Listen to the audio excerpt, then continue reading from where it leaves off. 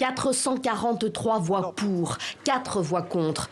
La résolution dite sur l'escalade de la violence dans l'Est de la RDC est très largement adoptée ce jeudi par le Parlement européen. Les députés demandent, entre autres, à l'Union européenne de suspendre immédiatement le protocole d'accord UE-Rwanda sur les chaînes de valeur durable pour les matières premières jusqu'à ce que le Rwanda prouve qu'il a mis fin à son ingérence et qu'il a cessé d'exporter des minerais extraits des zones contrôlées par le M23. À l'époque de sa signature, il y a 1 an, le protocole en question avait été vivement critiqué par le président Félix Tshisekedi. Pour lui, l'accord encourageait, je cite, le pillage des ressources naturelles de la RDC. Quand vous achetez le produit du recel, vous êtes vous-même coupable de vol. Vous êtes assimilé aux voleurs. Donc, l'Union européenne, j'espère qu'elle ne va pas jouer ce jeu-là. Le gouvernement congolais continue d'accuser aujourd'hui le Rwanda de vouloir faire main basse sur ses ressources minières dans l'Est et de soutenir le M23 pour cette raison.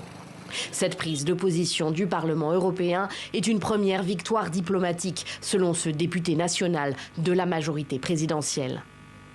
La cause majeure de cette guerre, de cette agression du gouvernement rwandais, de Paul Kagame, ce sont nos minéraux. C'est l'Union européenne qui paye nos minéraux, sans aucune traçabilité.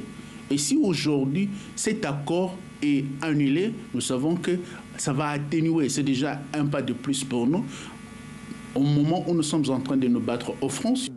Autre prise de parole notable, celle du président burundais, Evariste Ndayishimiye, qui a de nouveau interpellé les autorités de Kigali lors d'un déplacement mercredi à Bugabira, à la frontière avec le Rwanda.